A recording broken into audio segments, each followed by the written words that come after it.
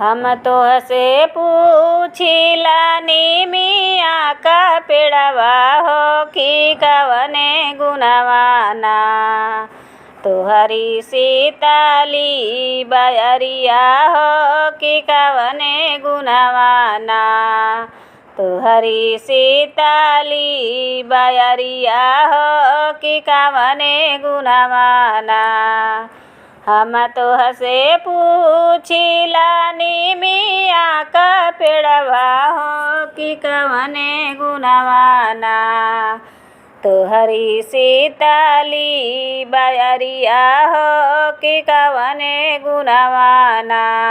तोहरी सीताली बयरिया हो कि कवने गुणवाना।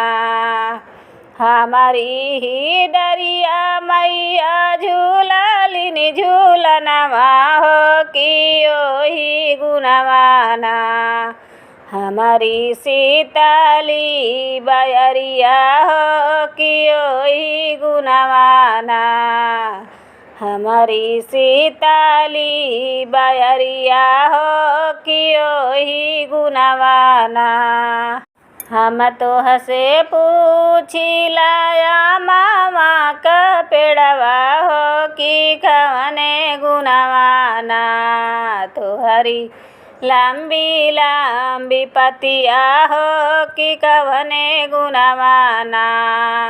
तोहरी लंबी लंबी पतिया हो कि कवने गुणवाना। हमारे ही पतिया माई के होवेला हवनिया हो कि ओही गुणवाना। हो कि ओही गुणवाना। हम तोहसे पूछिला मालिया बेटउआ हो कि कवने गुणवाना। मैया माना तोहरी बतिया हो कि कवने गुणवाना। मैया माना तोहरी बतिया हो कि कवने गुणवाना। हमारे ही फूलवा मैया पहिरे गजलवा हो कि ओही गुणवाना। हो कि ओही गुणवाना। मैया माना हमारी बतिया हो कि ओही गुणवाना। मैया माना हमारी बतिया हो कि ओही गुणवाना।